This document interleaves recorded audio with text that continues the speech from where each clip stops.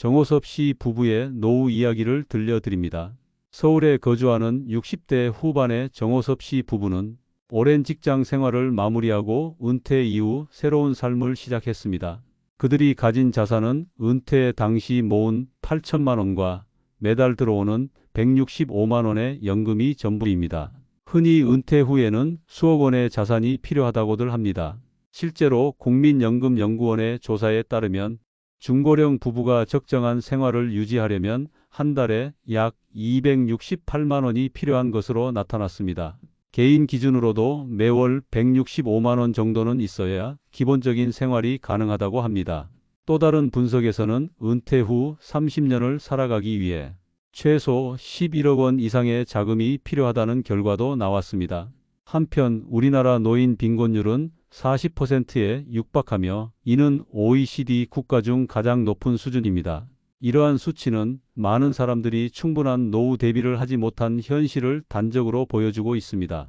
그렇다면 8천만 원의 은퇴 자금과 매달 165만 원의 연금으로 과연 만족스러운 노후 생활이 가능할까요? 오늘은 정호섭 씨 부부의 이야기를 통해 제한된 자원으로도 안정적이고 행복한 노후를 꾸려가는 법을 함께 알아보겠습니다. 시작에 앞서 구독과 좋아요 부탁드립니다. 여러분의 응원이 저희에게 큰 힘이 됩니다. 정호섭 씨 부부의 일상은 평범하지만 그 안에 특별함이 깃들어 있습니다. 오늘도 이른 아침 두 사람은 따뜻한 차 한 잔을 나누며 하루를 엽니다.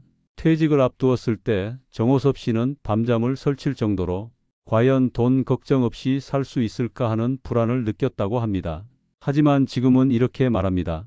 아내와 마주 앉아 차 한 잔 나누는 이 시간이 세상 무엇보다 소중합니다. 크게 부자가 아니어도 노후를 행복하게 살아갈 수 있는지 그 해답을 스스로 찾아가는 과정이었습니다. 퇴직을 몇 해 앞둔 시기 정호섭 씨 부부는 은퇴 후의 재무 상황을 꼼꼼히 점검했습니다. 결과는 명확했습니다. 8천만 원 남짓한 퇴직금과 저축, 그리고 매달 165만 원 정도 들어오는 연금. 이것이 그들이 은퇴 후 준비한 모든 자산이었습니다. 언뜻 보면 든든해 보일 수도 있습니다. 하지만 요즘같이 물가가 오르고 기대 수명이 길어진 시대를 생각하면 결코 여유롭지 않은 금액입니다. 실제로 2019년 기준 부부 합산 평균 국민연금 수령액은 월 76만 원에 불과했습니다. 2024년이 되면서 103만 원으로 다소 늘어났지만 여전히 적정 노후 생활비에는 턱없이 부족한 수준입니다. 정호섭 씨 부부가 받는 165만 원의 연금은 평균보다는 많습니다. 하지만 앞서 언급한 부부 기준 적정 생활비 268만 원과 비교하면 여전히 큰 차이를 보입니다. 더욱이 두 사람이 함께 살아가려면 예기치 못한 의료비나 돌발 지출이 발생할 수 있습니다. 그럴 때마다 노후 파산에 대한 불안감이 엄습하기도 했습니다. 정호섭 씨는 퇴직 직전 신문 한 귀퉁이에서 읽었던 기사를 기억합니다. 은퇴 후 삶을 안정적으로 유지하려면 매달 322만 원의 생활비가 필요하며 30년을 살 경우 약 11억 5천만 원이 든다. 그 기사의 문구는 은퇴를 앞둔 그의 마음에 오래 남았습니다. 그 숫자를 보는 순간 정호섭 씨 부부는 깊은 한숨을 내쉬었습니다. 우리 같은 사람이 저런 돈을 평생 모을 수 있을까? 우린 이미 글렀나 봐. 두 사람은 한동안 말없이 서로를 바라볼 수밖에 없었습니다. 하지만 잠시 후 정호섭 씨가 먼저 마음을 다잡았습니다. 모든 노인이 10억 원씩 준비하고 사는 건 아니잖아. 우리 형편에 맞춰 살아가는 수밖에. 그의 말에 아내도 조용히 고개를 끄덕였습니다. 주위를 둘러보니 생각보다 많은 이들이 거창한 자산 없이도 씩씩하게 노후를 살아가고 있었습니다. 또한 통계를 통해 확인할 수 있었습니다. 한국의 66세 이상 노인 중 거의 40%가 중위소득의 절반에도 못 미치는 형편에서 살아가고 있다는 사실을 우리만 힘든 건 아니구나. 정호섭 씨 부부는 그 사실에 적지 않은 위안을 얻었습니다. 이 영상의 핵심 질문이 자연스럽게 떠올랐습니다. 과연 8천만 원과 연금 165만 원으로도 노후를 안정적으로 살아갈 수 있을까? 이에 대한 답을 찾기 위해 정호섭 씨 부부는 은퇴 후 삶의 방식을 하나하나 직접 실험해 보기로 했습니다. 지금부터 그 여정을 함께 따라가 보겠습니다. 정호섭 씨는 중견 제조업체에서 30년 넘게 관리직으로 근무한 퇴직 회사원입니다. 그의 아내는 결혼 후 내조와 육아에 힘쓰며 가정을 지켜왔습니다. 두 사람은 20대 초반에 만나 결혼했고 슬하에 두 자녀를 두었습니다. 젊은 시절 정호섭 씨 부부의 삶은 자녀 양육과 생계 유지로 분주했습니다. 정호섭 씨는 매일 직장에서 열심히 일하며 받은 월급 대부분을 생활비와 아이들 교육비로 지출했습니다. 아이들이 성장하면서 학원비와 대학 등록금 같은 부담은 점점 커졌습니다. 하지만 부모로서 두 사람은 최선을 다해 자녀들을 지원했습니다. 통계청 자료에 따르면 부모들은 자녀 한 명을 대학까지 교육시키는데 평균 3천만 원, 결혼 지원까지 포함하면 3억 원 이상을 지출하는 것으로 나타났습니다. 정호섭 씨 부부 역시 두 자녀를 뒷바라지하며 상당한 비용을 감수해야 했습니다. 그만큼 노후를 위한 자금은 자연스럽게 줄어들 수밖에 없었습니다. 은퇴 이전 자녀 교육, 결혼, 주택 마련 등으로 돈 나갈 곳은 끊이지 않았습니다. 그럼에도 다행히 정호섭 씨는 퇴직 직전에 주택담보대출을 모두 상환할 수 있었습니다. 덕분에 지금 살고 있는 작은 아파트의 소유권을 온전히 확보할 수 있었습니다. 집 한 채를 마련한 것은 큰 위안이었지만 그 과정에서 별도로 저축해둔 여유 자금은 많지 않았습니다. 퇴직하면서 받은 퇴직금과 소액 예금을 합친 금액 약 8천만 원. 정호섭 씨는 이 돈을 은퇴 후 생활의 미천으로 삼기로 마음먹었습니다. 퇴직 당일 정호섭 씨는 서류 가방 하나를 챙겨 회사 문을 나섰습니다. 그의 마음에는 두 가지 감정이 교차했습니다. 한편으로는 오랜 시간을 마무리했다는 기쁨과 홀가분함, 또 다른 한편으로는 앞으로의 삶을 향한 막연한 불안감이 이제 정말 월급이 없구나. 앞으로는 우리 힘으로 살아가야겠지. 정호섭 씨는 버스를 타고 집으로 돌아오며 창밖으로 스치는 풍경을 바라보았습니다. 늘 보던 거리였지만 그날따라 다르게 느껴졌습니다. 그날 밤 정호섭 씨 부부는 오랜만에 마주 앉아 앞으로의 삶에 대해 조심스럽게 이야기를 나누었습니다. 아내는 남편의 손을 꼭 잡으며 말했습니다. 여보, 정말 수고 많았어요. 이제 둘이서 조용히 지내봐요. 아직 우리가 할 수 있는 게 많을 거예요. 정호섭 씨도 미소를 지으며 화답했습니다. 그동안 정말 고생 많았어. 돈은 많지 않지만 우리 지혜롭게 살아가자. 서로를 격려하며 두 사람은 막연한 불안을 구체적인 계획으로 바꾸어 나가기 시작했습니다. 가장 먼저 한 일은 앞으로의 수입과 지출을 명확히 점검하는 것이었습니다. 퇴직 전에는 월급 통장에서 생활비를 쓰고 일부 저축을 했습니다. 하지만 은퇴 후에는 더 이상 급여라는 안전망이 없습니다. 고정 수입은 오직 매달 들어오는 국민연금 165만 원뿐입니다. 정호섭 씨 부부는 이 연금과 남아있는 은퇴 자금을 합쳐 앞으로 20년, 길게는 30년까지 생활할 수 있도록 전략을 세우기로 했습니다. 두 사람이 건강을 유지한다면 80대 후반까지, 즉 앞으로 20년 넘는 세월을 이 자금으로 버텨야 했습니다. 실제로 전문가들에 따르면 은퇴 후 노후 생활비는 은퇴 전 생활비 대비 7,080% 수준으로 줄어드는 것이 일반적이라고 합니다. 사회 활동이 줄고 자녀들이 독립하면서 지출도 자연스럽게 감소하기 때문입니다. 정호섭 씨 부부도 이 점을 염두에 두고 퇴직 전 지출 내역을 꼼꼼히 살펴보기 시작했습니다. 가계부를 펴놓고 은퇴 전후 지출 변화를 하나하나 예상해가며 계획을 세워 나갔습니다. 정호섭 씨 부부는 다행히 건강보험이 잘 되어 있었고 두 사람 모두 비교적 건강한 편이었습니다. 하지만 만일의 상황에 대비해 의료비 예산을 충분히 반영하기로 결정했습니다. 또 하나의 변화는 여가 생활이었습니다. 그동안 일에 쫓겨 제대로 쉬지 못했던 정호섭 씨는 막상 시간이 생기자 국내 여행도 다녀보고 싶었고 배우고 싶었던 취미에도 도전해보고 싶어졌습니다. 아내 역시 젊은 시절부터 좋아하던 노래 교실이나 댄스 교실에 다녀볼까 생각했습니다. 물론 여가 생활을 즐기려면 어느 정도 비용이 들 수밖에 없습니다. 하지만 그렇다고 노후의 모든 즐거움을 포기할 수는 없는 일입니다. 두 사람은 의견을 모았습니다. 너무 아끼기만 하면 삶에 낙이 없어. 적절한 선에서 문화생활비를 책정하고 그 안에서 즐길 수 있는 방법을 찾기로 했습니다. 퇴직 후 첫 달, 정호섭 씨 부부는 일부러 큰 변화를 주지 않고 기존의 생활 패턴을 유지해 보기로 했습니다. 아침에는 평소처럼 일어나 신문을 읽고 정호섭 씨는 동네를 가볍게 산책했습니다. 아내는 미뤄두었던 옷장을 정리하고 집안 곳곳을 청소했습니다. 점심은 간단히 집에서 해결했고 오후에는 함께 시장에 다녀왔습니다. 그렇게 별다른 일 없이 한 달이 흘렀습니다. 그리고 통장 잔고를 확인해 보니 연금 165만 원 중 꽤 많은 금액이 남아 있었습니다. 두 사람 모두 약간 놀랐습니다. 우리 이번 달 돈 거의 안 썼네? 퇴직 후 초반이라 특별히 돈 쓸 일이 많지 않았던 덕분이었습니다. 이 기세를 몰아 정호섭 씨는 구체적인 월 예산안을 세워보기로 했습니다. 부부는 머리를 맞대고 한 달 생활비 항목을 세분화하여 대략적인 월 생활비 계획을 수립했습니다. 정호섭 씨 부부가 세운 생활비 계획은 이렇습니다. 우선 식비로는 한 달에 약 60만 원을 잡았습니다. 장보기 위주의 집밥 생활을 기본으로 하고 가끔 저렴한 외식 정도만 즐기기로 했습니다. 주거비는 약 20만 원을 예상했습니다. 아파트 관리비를 비롯해 수도세, 전기세, 가스비 같은 기본 공과금을 모두 포함한 금액입니다. 의료비와 건강관리비는 매달 약 20만 원을 따로 마련했습니다. 정기검진을 대비한 준비금과 병원비에 필요한 비용을 포함했습니다.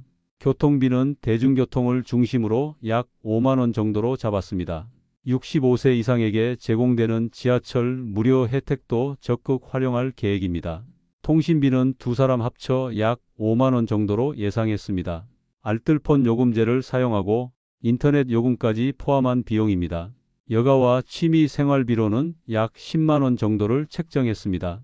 동네 복지관에서 운영하는 강좌를 듣거나 간단한 취미 활동에 드는 비용입니다. 그리고 혹시 모를 경조사나 예상치 못한 상황에 대비해 매달 10만 원에서 15만 원 정도를 예비비로 따로 준비하기로 했습니다. 이렇게 계산해 보니 정호섭 씨 부부의 한 달 지출은 대략 130만 원에서 140만 원 정도로 나왔습니다. 정호섭 씨 부부가 세운 원칙은 분명했습니다. 큰 틀의 예산만 지킨다면 갑작스런 지출 증가로 적자가 나더라도 은퇴 자금 8천만 원 중 일부를 보충해가며 버틸 수 있다는 것이었습니다. 정호섭 씨는 예산을 세우면서 스스로 대견한 마음이 들었습니다. 직장에 다닐 때는 가계부 정리를 거의 아내에게 맡겼지만 이제는 본인도 적극적으로 가정경제 설계에 참여하기 시작했습니다.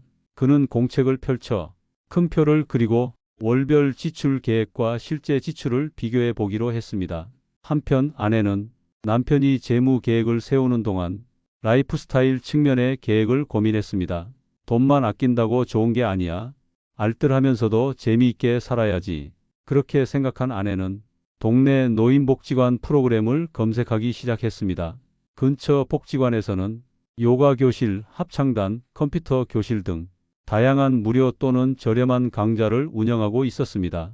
또한 주민센터에서도 노인 일자리 상담과 건강 상담을 지원하고 있다는 정보도 얻을 수 있었습니다. 어느 날 아내는 남편에게 조심스럽게 제안했습니다. 여보, 우리 매일 집에만 있지 말고 동네 복지관에도 다녀봐요. 배우는 재미도 있고 사람들도 만나면 좋잖아요. 정호섭 씨도 흔쾌히 찬성했습니다.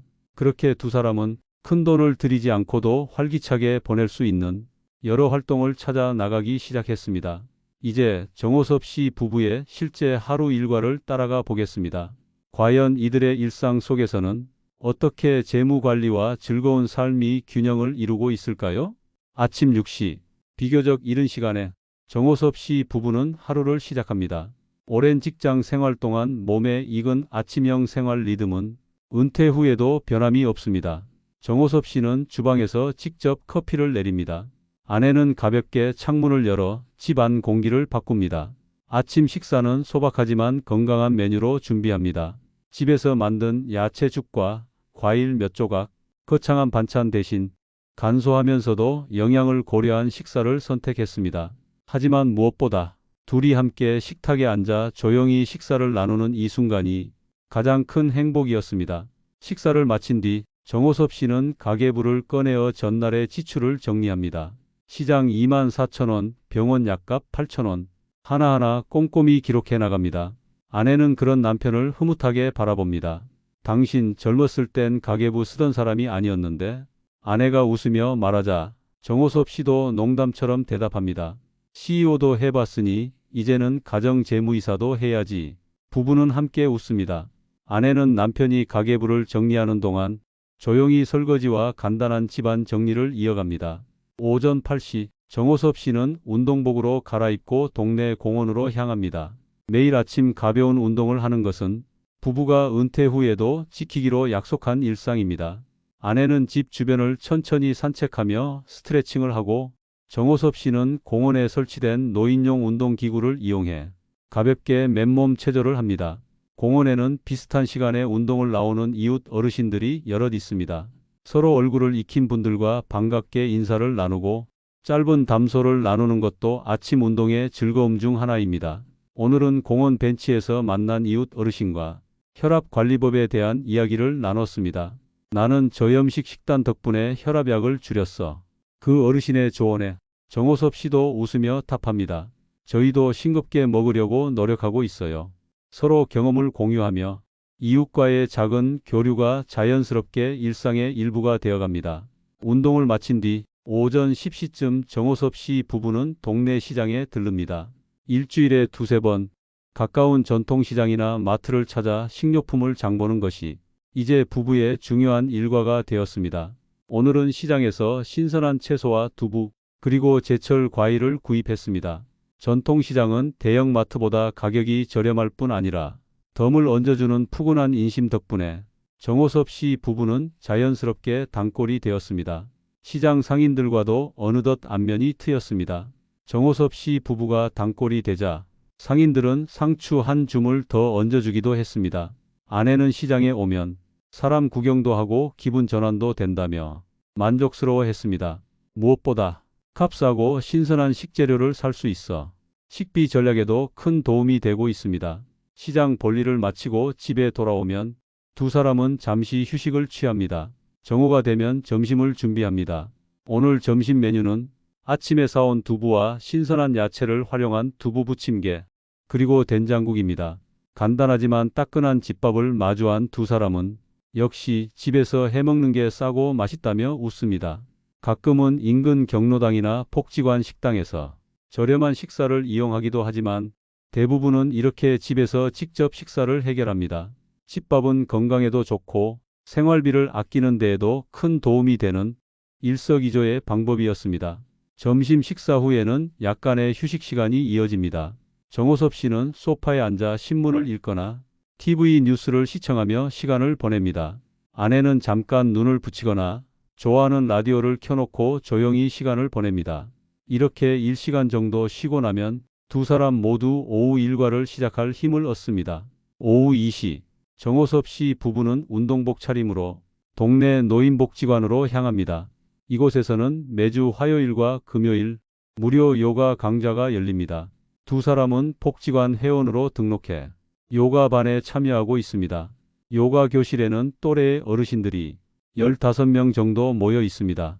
강사의 지도에 따라 의자에 앉아 할 수 있는 쉬운 요가 동작들을 배우며 몸과 마음을 다스리는 시간을 가집니다. 처음에는 조금 쑥스러워했던 정호섭 씨도 이제는 누구보다 적극적으로 스트레칭에 참여합니다.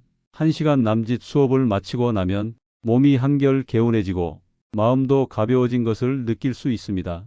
무엇보다 이 요가 수업은 무료여서 경제적인 부담이 없다는 점도 큰 장점입니다. 꾸준히 수업에 참여하다 보니 정호섭 씨 부부는 새로 친해진 친구들도 생겼습니다. 요가 수업이 끝난 후에는 복지관 휴게실에 들러 새로 사귄 친구들과 차 한 잔을 나눕니다. 복지관에는 무료 다과 코너가 마련되어 있어 커피나 녹차를 자유롭게 즐길 수 있습니다. 정호섭 씨 부부는 다른 부부들과 담소를 나누며 유익한 정보를 얻기도 합니다. 어떤 분은 노인 우대 혜택에 대해 많이 알고 있어서 버스 요금 할인이나 무료 이용 가능한 시설들을 알려주었습니다. 예를 들어 수도권에서는 만 65세 이상이면 지하철을 무료로 이용할 수 있다는 사실을 다 함께 재확인했습니다.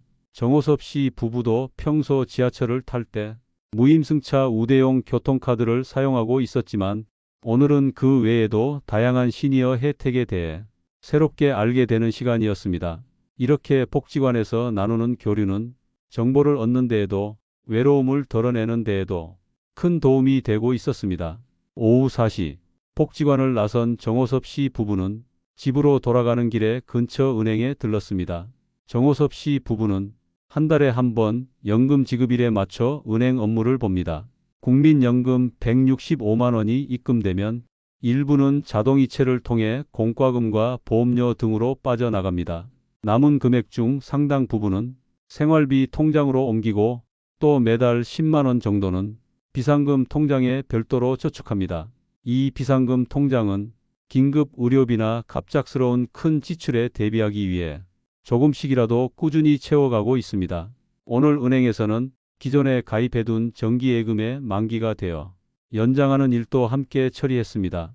정호섭 씨 부부는 은퇴 자금 8천만 원 중 일부인 5천만 원을 1년 만기의 정기예금에 넣어두었습니다. 금리는 높지 않지만 원금을 안전하게 지키면서 소소하게 이자를 받을 수 있어 선택한 방법입니다. 나머지 자금은 이렇게 나누어 관리하고 있습니다.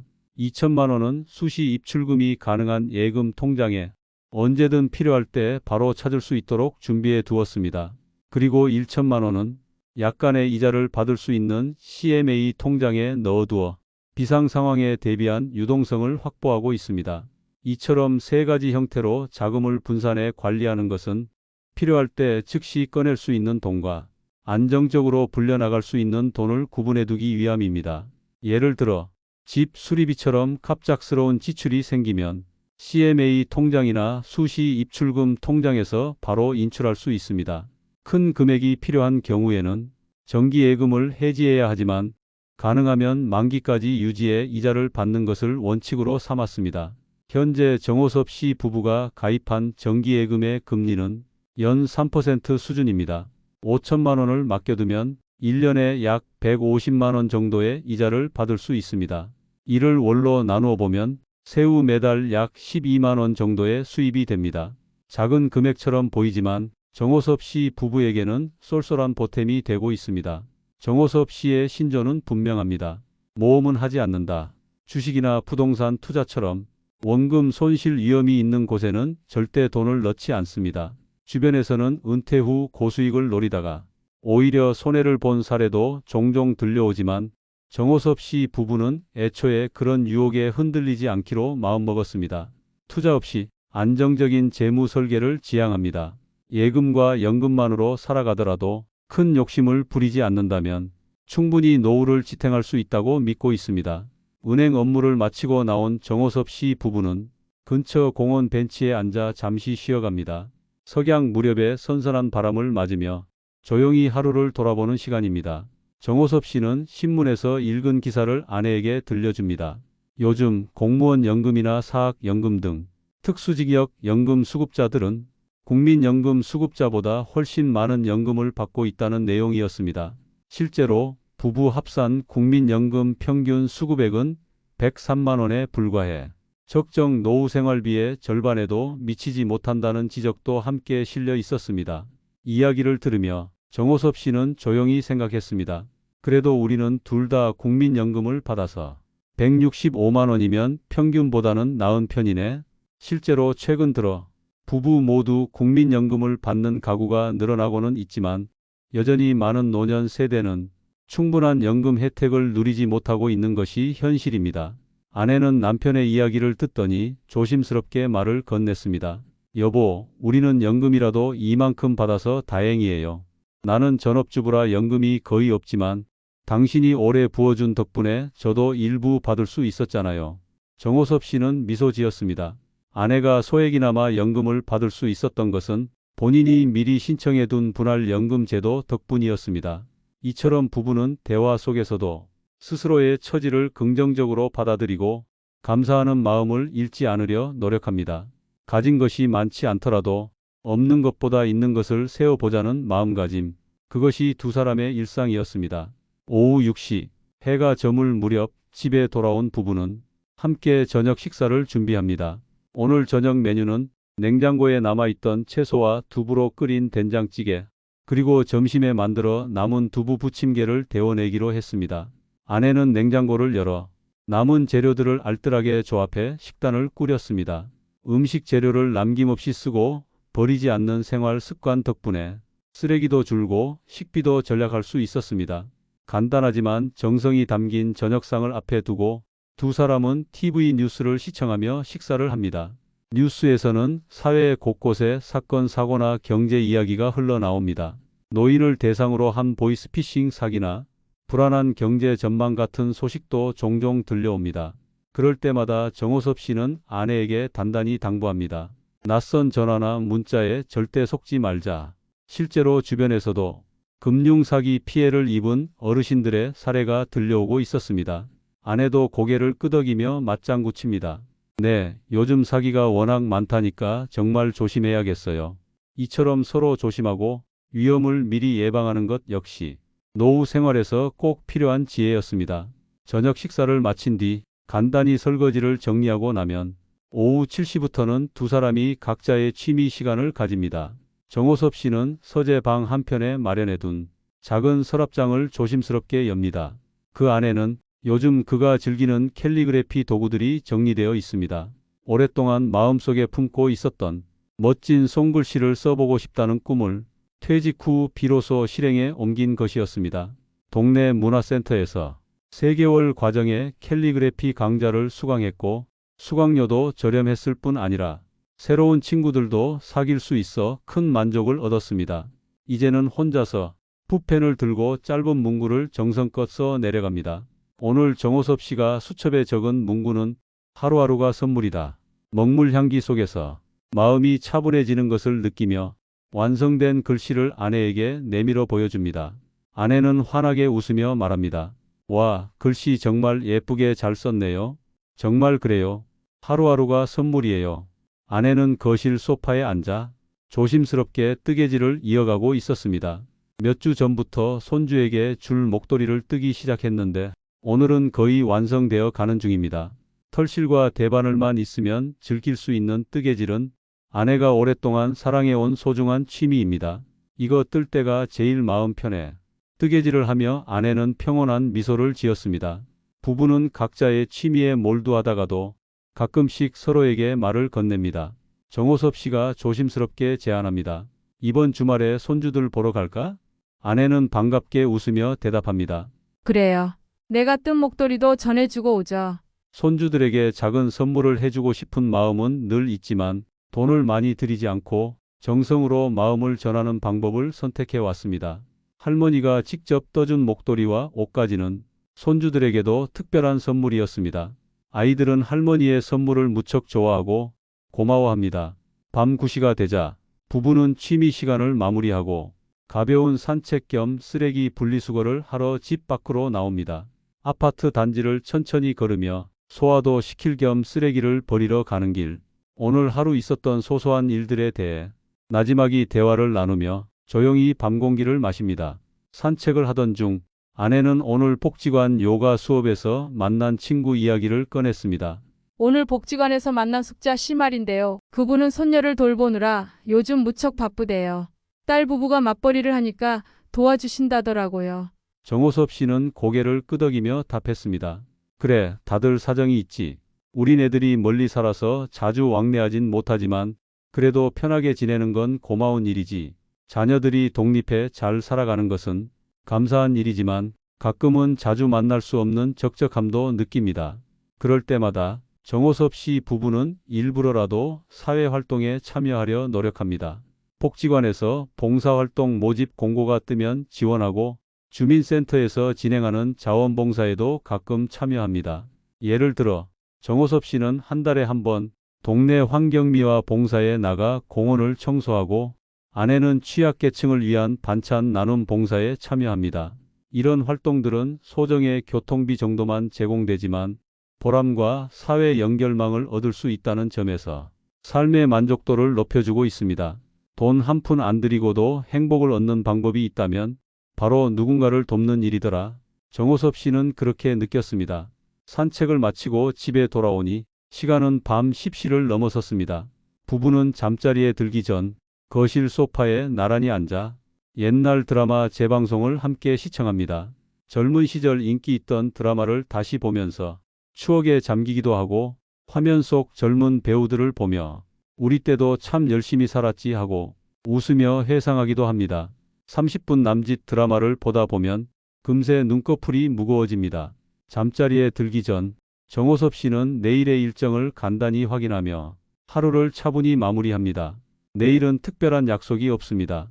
정호섭 씨는 집안 대청소를 하고 오랜만에 아내와 함께 근교 공원으로 소풍을 갈까 생각 중입니다. 아내는 웃으며 말합니다. 내일은 제가 도시락 쏠게요. 두 사람은 불을 끄고 나란히 침대에 누워 조용히 인사를 건넵니다. 잘 자요. 그렇게 정호섭 씨 부부의 하루가 잔잔하고 평화롭게 마무리됩니다. 이렇듯 정호섭 씨 부부의 일상은 크거나 화려하지 않습니다. 하지만 규칙적인 생활 리듬과 소소한 즐거움으로 가득 차 있습니다. 경제적으로도 수입 범위 내에서 소비를 지키며 안정적인 생활을 이어가고 있습니다. 혹시라도 추가 자금이 필요할 때는 보유하고 있는 예금의 이자 수입을 활용하거나 최소한으로 인출하는 방식으로 신중하게 대응하고 있습니다. 지금까지 연금 수입만으로 충분히 생활을 유지해왔고 8천만 원의 은퇴 자금은 아직 손도 대지 않았습니다. 정호섭 씨는 매달 남는 연금 일부와 정기예금 이자 수입을 다시 적금에 넣으며 자산을 조금씩 불리려 노력하고 있습니다. 이렇게 함으로써 인플레이션으로 인한 돈의 가치 하락에도 조금이나마 대비할 수 있기를 기대하고 있습니다. 물론 물가는 해마다 오르기 마련입니다. 완벽한 대비책은 아니지만 과도한 지출만 조심하면 현재의 자산으로도 상당 기간 버틸 수 있다는 계산이 나옵니다. 무엇보다 두 사람이 정신적으로 안정되어 있다는 점이 큽니다. 퇴직 직후만 해도 정호섭 씨는 내가 이대로 사회에서 잊혀지는 건 아닐까 하는 상실감을 느끼기도 했습니다. 하지만 지금은 오히려 회사에 다닐 때보다 마음이 더 편안해졌습니다. 하루하루 소소한 역할을 찾아가며 부부가 서로를 동료이자 친구처럼 의지하고 있기 때문입니다. 경제적인 부분에서도 지나친 걱정을 내려놓으니 비로소 삶의 질을 돌아볼 여유가 생겼습니다. 적은 돈으로도 행복할 수 있다는 것을 몸소 실천하며 정호섭 씨 부부는 자신들만의 만족스러운 노후를 만들어가고 있습니다. 물론 아무리 계획을 잘 세워도 인생에는 늘 돌발 상황이 찾아오기 마련입니다. 정호섭 씨 부부도 예외는 아니었습니다. 은퇴 후 지낸 몇 년 동안 크고 작은 예상치 못한 지출이 몇 차례 발생했습니다. 그러나 이들은 당황하거나 좌절하기보다 미리 세워둔 재정 계획과 단단한 마음가짐으로 슬기롭게 위기를 극복해냈습니다. 첫 번째 돌발 상황은 건강 문제였습니다. 정호섭 씨는 평소 자신의 건강을 크게 걱정하지 않는 편이었습니다. 그러나 퇴직 이듬해 갑작스럽게 가슴 통증을 느껴 병원을 찾은 일이 있었습니다. 큰 병원에서 정밀 검사를 받은 결과 다행히 심각한 심장 질환은 아니었지만 고혈압과 당뇨 초기 증상이 있다는 진단을 받았습니다. 의사는 약물 치료를 시작할 것을 권했고 그 이후 정호섭 씨는 꾸준히 혈압약과 당뇨약을 복용하게 되었습니다. 이때 들어간 진료비와 약값은 생각보다 적지 않았습니다. 건강보험이 상당 부분을 부담해 주었지만 본인 부담금과 비급여 검사비 등으로 약 50만 원 정도의 지출이 발생했습니다. 갑작스러운 의료비 청구서를 받아든 정호섭 씨는 잠시 걱정이 되었지만 곧바로 마음을 추스르고 미리 준비해둔 비상금 통장을 떠올렸습니다. 평소 매달 조금씩 비상금으로 모아두었던 돈이 어느덧 100만 원 가까이 쌓여 있었던 것입니다. 정호섭 씨는 그중 절반가량을 인출해 병원비를 충당했습니다. 그리고 무엇보다 건강이 최우선이라는 생각에 치료비 지출을 아까워하지 않기로 마음먹었습니다. 아내도 남편을 다정하게 위로했습니다. 여보, 돈은 필요한 때 쓰라고 모아둔 거잖아요. 걱정 말아요. 당신 건강이 먼저예요. 우리 조금 아껴 살면 되죠. 부부는 함께 용기를 냈습니다. 이후 정호섭 씨는 식습관을 개선하고 규칙적인 운동을 꾸준히 실천하며 건강관리를 더욱 열심히 이어갔습니다. 덕분에 약물 복용량도 점차 줄여나갈 수 있었습니다. 이 경험을 통해 정호섭 씨 부부는 중요한 교훈을 얻었습니다. 건강에는 돈을 아끼지 말자. 실제로 65세 이상 한국 노인의 연간 진료비는 평균 497만 원에 달한다고 합니다. 이는 젊은 층보다 2배 이상 높은 수치입니다. 그만큼 노년기의 의료비는 큰 변수이자 미리 대비해야 할 중요한 항목입니다. 그래서 정호섭 씨 부부는 지금도 매달 의료비 항목 예산을 충분히 책정해 두고 필요할 때는 망설이지 않고 지출하기로 마음먹었습니다. 건강을 잃으면 다른 모든 전략은 의미가 없다는 것을 몸소 깨달았기 때문입니다. 두 번째로 맞닥뜨린 돌발 상황은 주택 관련 비용이었습니다. 부부가 거주하는 아파트는 올해로 지은 지 20년이 넘은 건물입니다. 그러던 어느 겨울날 집안 보일러가 갑자기 고장나는 일이 발생했습니다. 하필이면 매서운 한파가 몰아치던 시기였습니다. 급히 AS 기사를 부른 결과 보일러 전체를 교체해야 한다는 진단이 나왔습니다. 예상치 못한 보일러 교체 비용은 약 250만 원. 이는 정호섭 씨 부부가 한 달 동안 받는 연금이 약 1.5배에 해당하는 금액이었습니다. 처음에는 막막함이 몰려왔습니다. 이걸 어쩌나? 하지만 부부는 침착함을 잃지 않았습니다. 집 수리는 미룰 수 없는 일이었기 때문에 바로 수리를 진행하기로 결정했습니다. 다만 가능한 한 합리적인 가격에 교체할 수 있도록 업체를 비교하고 견적을 꼼꼼히 따져가며 최선의 선택을 하기로 했습니다.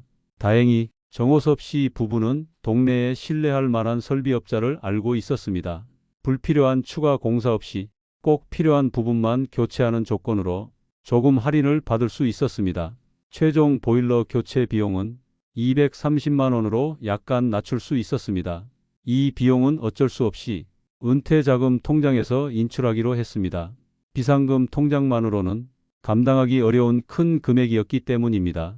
정호섭 씨는 정기예금 5천만 원은 깨지 않고 수시 입출금 통장에 보관해둔 2천만 원 중 일부를 사용해 보일러 교체 비용을 마련했습니다. 그리고 부부는 약속했습니다. 앞으로 몇 달간 긴축 재정으로 버티자. 이후 석 달 동안 문화생활비와 외식비를 거의 0원 수준까지 줄였습니다. 식비, 공과금 같은 필수 지출 외에는 최대한 돈을 쓰지 않았습니다. 그 결과 보일러 수리로 나간 230만 원 중 약 100만 원가량을 다시 메울 수 있었습니다. 정호섭 씨 부부는 함께 고생한 끝에 위기를 무사히 넘겼습니다. 그리고 다음에도 비슷한 일이 생길 수 있다는 교훈을 얻었습니다. 그래서 부부는 새로운 대비책을 마련했습니다. 예비 통장에 집수리 적립금 항목을 하나 만들어 매달 5만 원씩 추가 저축하기 시작한 것입니다. 큰 금액은 아니지만 1년이면 60만 원, 5년이면 300만 원이 모이게 됩니다. 집이 오래될수록 언제 어디서 비용이 들지 알 수 없다는 것을 몸으로 깨달았기에 이런 식으로 대비해 나가고 있습니다. 그렇게 보일러 사태를 잘 넘긴 후 또 다른 돌발 상황이 찾아왔습니다. 어느 해 정호섭 씨의 조카가 늦은 나이에 결혼하게 된 것입니다. 평소 각별히 아끼던 조카였기에 정호섭 씨 부부는 기쁜 마음으로 결혼식에 참석해 축하해 주기로 했습니다. 하지만 고민은 축의금이었습니다. 조카가 이미 나이가 있어 경제활동을 하고 있었고 다른 친척들은 꽤 큰 금액을 낸다는 이야기도 들려왔습니다. 형편상 거액을 낼 수는 없었지만 너무 적게 내면 체면이 서지 않을까 하는 걱정도 들었습니다. 정호섭 씨 부부는 머리를 맞대고 진지하게 상의했습니다. 결국 두 사람은 형편에 맞게 하자고 결론을 내렸습니다. 준비한 축의금은 30만 원, 그리고 대신 직접 쓴 정성 어린 편지 카드를 함께 전달하기로 했습니다. 처음에는 축의금 액수가 다른 사람들에 비해 적지 않을까? 마음 한구석이 쓰이기도 했습니다. 하지만 조카는 오히려 정호섭 씨 부부가 건넨 편지에 크게 감동했습니다. 몇 번이고 감사 인사를 전해왔습니다. 이 일을 통해 정호섭 씨 부부는 다시 한번 깨달았습니다. 경제적 여유가 부족해도 성의와 정성은 반드시 마음을 전할 수 있다. 그 이후로도 친구나 친척의 경조사가 있을 때는 무리하지 않는 범위 내에서 축의금이나 조의금을 전달하고 따뜻한 메시지를 함께 건네는 것을 잊지 않고 있습니다. 덕분에 경제적으로 무리를 하지 않으면서도 사람들과의 정은 꾸준히 이어갈 수 있었습니다. 또 하나 중요한 돌발 변수는 자녀나 손주 관련 지출이 발생할 수 있다는 점입니다. 정호섭 씨 부부의 자녀들은 현재 모두 독립해 잘 살아가고 있습니다. 하지만 가끔은 혹시 힘든 일이 생기면 부모로서 도와줘야 하지 않을까 하는 생각이 들 때도 있습니다. 실제로 한국에서는 성인이 된 자녀를 재정적으로 지원하는 부모가 여전히 많습니다. 이를 가리켜 캥거루족 현상이라고 부르기도 합니다. 정호섭 씨 부부는 다행히 자녀들이 결혼 후 경제적으로 자립했기 때문에 정기적으로 생활비를 지원할 필요는 없었습니다. 다만 몇 년 전 큰아들이 직장을 옮기는 과정에서 잠시 실직 상태가 되었던 적이 있었습니다. 그때 손주의 교육비를 한두 달 동안 지원한 일이 있었습니다. 당시에도 부부는 흔쾌히 예비 통장에서 필요한 돈을 인출해 도왔습니다. 아들은 곧 재취업했고 부모님께 돈을 갚겠다고 했지만 정호섭 씨는 따뜻하게 답했습니다. 괜찮다. 우리 손주를 위한 건데 이런 일이 반복된다면 곤란하겠지만 부부는 일정 범위 내에서는 가족을 도울 여력은 있어야 한다고 판단했습니다. 그래서 긴급 자금의 일부는 가족 지원 가능 항목으로 여유 있게 설정해 두기로 했습니다. 다만 자신들의 노후 자금을 과도하게 희생하지 않겠다는 원칙은 서로 굳게 다짐했습니다. 정호섭 씨는 이렇게 말합니다. 우리도 빠듯한데 다 퍼주고 나면 결국 아이들에게 더 큰 짐이 될 수 있어. 아내도 고개를 끄덕이며 답합니다. 맞아요. 우리가 우리 삶을 잘 유지하는 게 결국 아이들에게도 부담을 덜어주는 길이에요. 이처럼 건강한 경계를 설정해둔 덕분에 혹시 가족에게 돈 쓸 일이 생겨도 과하지 않은 선에서 돕고 기본적으로는 우리 삶은 우리가 책임진다는 자세를 지킬 수 있었습니다.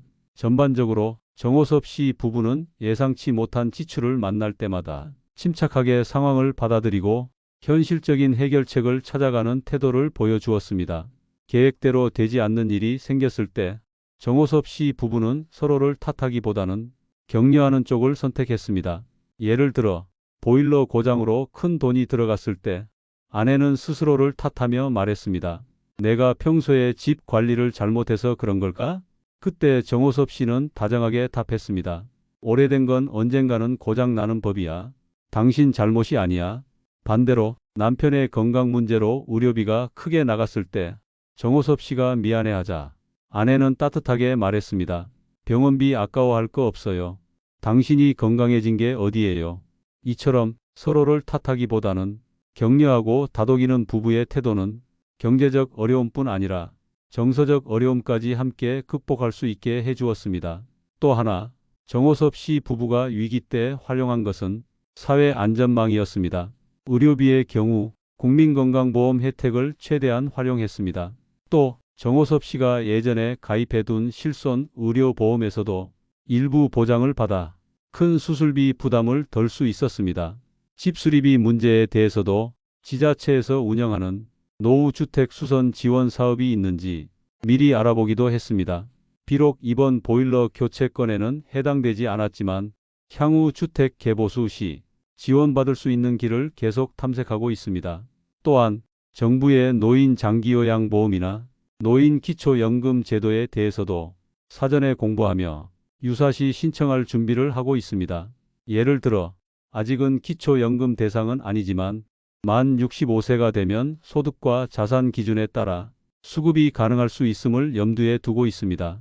이러한 제도들은 마치 우산과 같습니다. 평소에는 필요 없지만 비가 오면 바로 꺼내 쓸 수 있도록 미리 준비해 두는 것입니다. 마지막으로 정호섭 씨 부부가 예상치 못한 상황을 대처할 수 있었던 정신적 비결이 하나 있습니다. 바로 이 또한 지나가리라는 긍정적인 태도입니다. 어려운 일이 닥쳤을 때 당황하고 불안해하면 판단력이 흐려지고 오히려 더 큰 실수를 부를 수 있습니다. 정호섭 씨 부부는 힘든 순간에도 마음을 다잡고 긍정적인 시선으로 문제를 바라보려 노력했습니다. 힘든 순간일수록 정호섭 씨 부부는 심호흡을 하고 한 발 물러서 생각하려 애썼습니다.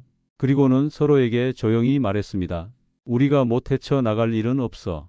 이렇게 서로를 격려하며 용기를 푹 돋웠습니다.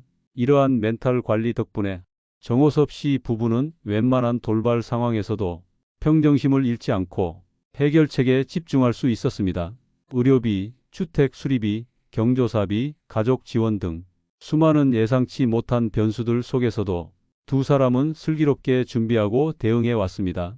돈이 넉넉하지 않더라도 미리 조금씩 대비하고 지혜롭게 대처하면 큰 위기도 넘어설 수 있다는 것을 몸소 보여주는 삶이었습니다.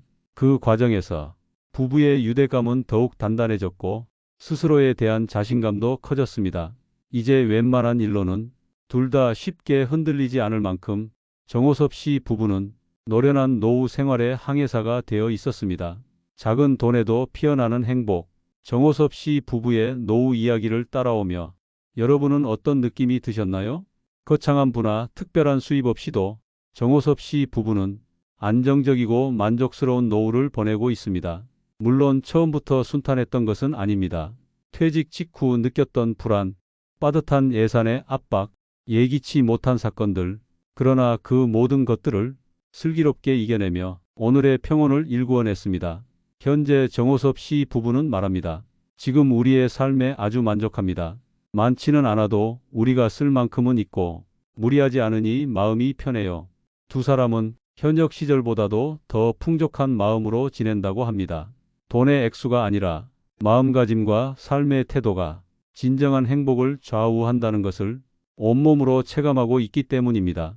돌이켜보면 정호섭 씨 부부의 성공적인 노후 생활에는 몇 가지 핵심 비결이 있었습니다. 비슷한 상황에 계신 시니어 시청자분들께도 도움이 될 수 있는 교훈들을 지금부터 정리해 보겠습니다. 정호섭 씨 부부의 노후 이야기를 통해 우리가 배울 수 있는 교훈은 참 소중합니다. 첫째, 연금 수입이라는 한정된 범위 안에서도 생활 규모를 다시 설계하고 꼼꼼하게 예산을 세워 지출을 관리했기 때문에 165만 원으로도 충분히 살아갈 수 있었다는 점입니다. 무엇보다 과욕을 부리지 않는 것이 가장 큰 비결이었습니다. 둘째, 언제 어떤 돌발 상황이 닥칠지 모르기 때문에 매달 조금씩 비상금을 모아두었고 건강보험이나 실손보험 같은 안전망도 적극 활용했습니다. 미리 준비하는 습관이 위기의 순간 큰 힘이 되었습니다. 셋째, 돈을 아끼는 것도 중요하지만 건강을 지키는 일이 가장 먼저라는 걸 잊지 않았습니다. 규칙적으로 운동하고 필요한 때는 의료비를 아끼지 않고 투자했습니다. 결국 건강을 챙기는 것이 경제를 지키는 길이었죠. 넷째, 돈을 많이 쓰지 않더라도 이웃과 함께 산책하고 복지관 프로그램에 참여하고 취미 생활을 즐기며 소소한 행복을 꾸준히 찾아갔습니다. 행복은 거창한 것이 아니라 마음을 어떻게 쓰느냐에 달려 있다는 걸 몸소 보여주었습니다. 그리고 마지막 다섯 번째, 서로를 원망하기보다는 격려하고 항상 소통하며 협력했던 부부의 관계였습니다. 힘들 때마다 서로 의지하며 정서적인 안정감을 유지했던 것이 긴 노후 생활을 든든히 지탱해 주는 힘이 되었습니다. 노후를 함께하는 배우자나 가족과 솔직하게 대화하고 함께 계획을 세우는 것은 정말 중요합니다. 혼자서 모든 고민을 짊어지기보다는 서로 의논하고 짐을 나누는 것, 그것이 위기의 순간을 훨씬 수월하게 넘어갈 수 있는 힘이 됩니다. 오늘 전해드린 이 교훈들은 모두 정호섭 씨 부부의 삶 속에서 직접 체득한 소중한 지혜들입니다. 물론 이 다섯 가지 외에도 시청자 여러분 각자의 상황에 맞는 다양한 방법이 있을 것입니다. 정호섭 씨 부부가 강조하는 건 한 가지입니다. 긍정적인 마인드, 그리고 지혜로운 대처. 그것이 노후를 단단하게 그리고 행복하게 만들어가는 핵심입니다. 마지막으로 정호섭 씨 부부는 현재 자신의 삶을 조용히 돌아보며 감사하는 마음을 전했습니다. 퇴직할 땐 정말 불안했지만 지금 돌이켜보면 우리가 가진 것으로도 충분했어요. 오히려 돈이 많지 않은 덕분에 우리 사이가 더 돈독해지고 주변의 고마움도 더 깊이 느끼게 됐죠. 두 사람의 얼굴에는 잔잔한 웃음과 평화로움이 번지고 있었습니다. 정호섭 씨 부부의 모습을 바라보며 우리 역시 소중한 것을 느끼게 됩니다. 행복한 노후란 반드시 통장에 많은 돈이 있어야 가능한 것이 아닙니다. 현재 가진 만큼으로도 지혜롭게 따뜻하게 살아갈 수 있다는 자신감, 그것이야말로 노후에 가질 수 있는 가장 큰 자산임을 정호섭 씨 부부는 조용히 우리에게 말해주고 있습니다. 시니어 시청자 여러분, 이 이야기가 여러분께 조금이나마 용기와 힌트가 되었기를 바랍니다. 정호섭 씨 부부가 전하는 메시지는 분명합니다. 노후의 행복은 돈의 액수가 아니라 삶을 대하는 태도에 달려 있습니다. 혹시 준비한 자금이 남들보다 적더라도 너무 낙담하지 마세요. 대신 오늘부터라도 작은 실천을 시작해 보는 건 어떨까요?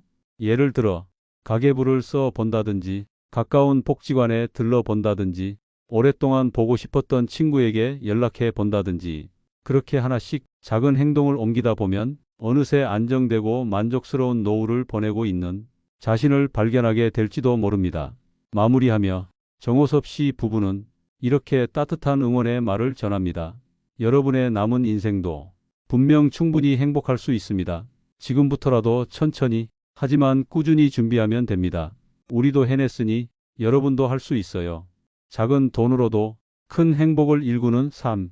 정호섭 씨 부부의 이야기가 여러분의 마음에도 따뜻한 희망을 심어주길 바랍니다.